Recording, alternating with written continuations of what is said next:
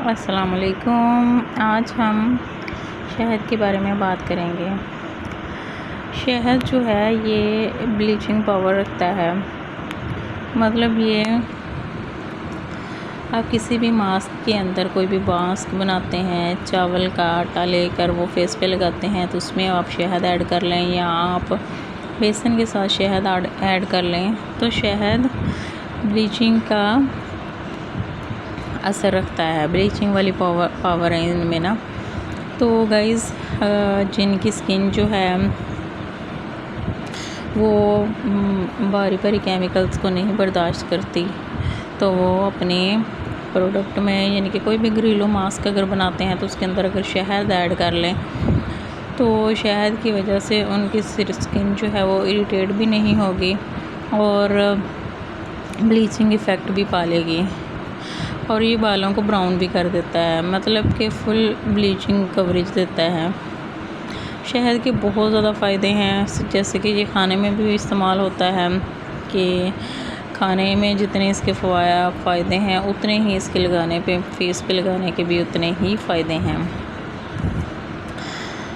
अगर आप शहद को डेली फेस पे खाली अप्लाई कर लेते हैं तो इससे भी आपकी स्किन बहुत ज़्यादा स्मूथ हो जाती है और आपकी स्किन पे ग्लो आता है।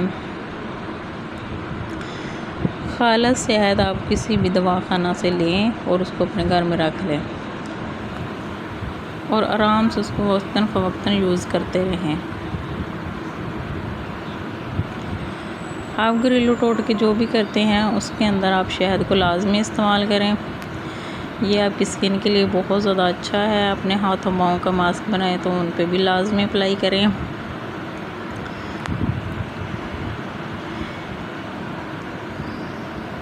ये शहद जो है ये हर तरह की स्किन के लिए बहुत अच्छा है। ड्राई स्किन के लिए भी, कॉम्बिनेशन स्किन के लिए भी और एक्ने वाली स्किन के लिए भी बहुत ज़्यादा अच्छा है। इसके अंदर सारी अच्छी प्रॉपर्टीज़ पाई जाती हैं। तो गाइज़ अपने स्किन केयर की रूटीन में शहद जो है इसको लाजमी ऐड कर लें। वीक में एक दफ़ा तो शहद वाला मास्क लाजमी अप्लाई किया करें।